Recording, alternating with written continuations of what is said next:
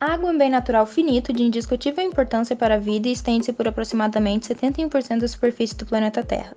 Desse total existente, 97,5% se encontram nos mares sob a forma salgada e, portanto, não potável, restando apenas 2,5% de água doce.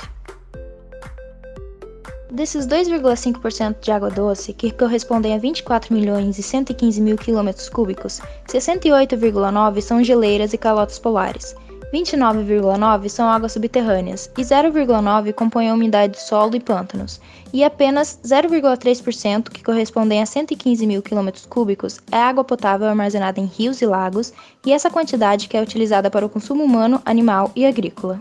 No que diz respeito à disponibilidade de água doce por continente, não está distribuída uniformemente pelo mundo, sendo 36% na Ásia, 26% na América do Sul, 15% na América do Norte, 11% na África, 8% na Europa, 5% na Oceania e 2% na América Central.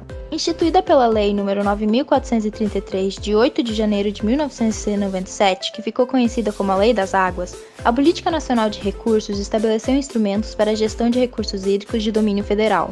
A Política Nacional de Recursos Hídricos baseia-se nos seguintes fundamentos. A água é um bem de domínio público. A água é um recurso natural limitado dotado de valor econômico. Em situações de escassez, o uso prioritário dos recursos hídricos é o consumo humano e a dessedentação de animais. A gestão dos recursos hídricos deve sempre proporcionar o uso múltiplo das águas. A bacia hidrográfica é a unidade territorial para a implementação da Política Nacional de Recursos Hídricos e a atuação do Sistema Nacional de Gerenciamento de Recursos Hídricos. A gestão de recursos hídricos deve ser descentralizada e contar com a participação do poder público, dos usuários e das comunidades. Dentre os seus objetivos estão: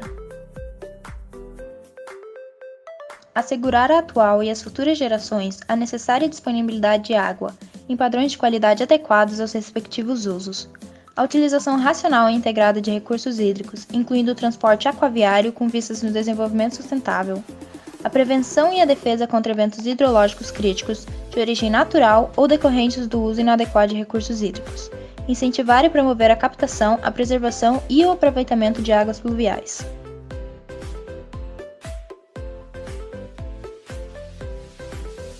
São instrumentos da Política Nacional de Recursos Hídricos. Os planos de recursos hídricos, que são planos diretores de longo prazo e deverão conter, no mínimo, o diagnóstico da situação atual dos recursos hídricos, visando fundamentar e orientar a implementação na Política Nacional de Recursos Hídricos e o gerenciamento desses recursos. O enquadramento dos corpos de água em classes, segundo os usos preponderantes da água. Assegurar às águas qualidade compatível com os usos mais exigentes a que forem destinadas. A outorga dos direitos de uso de recursos hídricos. A água é um bem de uso comum, mas de domínio público. É necessária a regulamentação administrativa através da outorga e cobrança para o uso desse recurso. A cobrança pelo uso de recursos hídricos. Também é usada como regulamentação administrativa, pois deve considerar a água como um bem econômico. Sistema de informações sobre recursos hídricos. Com esse sistema, objetiva-se dar consciência e divulgar informações sobre a qualidade e quantidade dos recursos hídricos. O Sistema Nacional de Gerenciamento de Recursos Hídricos é composto pelo Conselho Nacional de Recursos Hídricos, pelos Conselhos de Recursos Hídricos dos Estados e do Distrito Federal, pelos Comitês de Bacia Hidrográfica, pelos órgãos dos poderes públicos federais, estaduais do Distrito Federal e municipais, cujas competências se relacionem com a gestão de recursos hídricos, e pela Agência Nacional das Águas e Saneamento Básico. É a agência reguladora dedicada a fazer cumprir os objetivos e diretrizes da Lei das Águas do Brasil.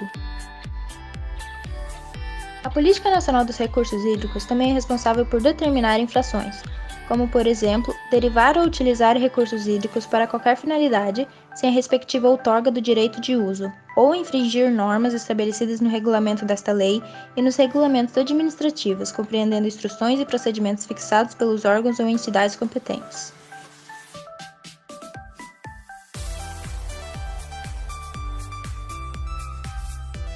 Tem punições, que podem partir de uma advertência, a multas monetárias que podem chegar no valor de R$ 50 milhões.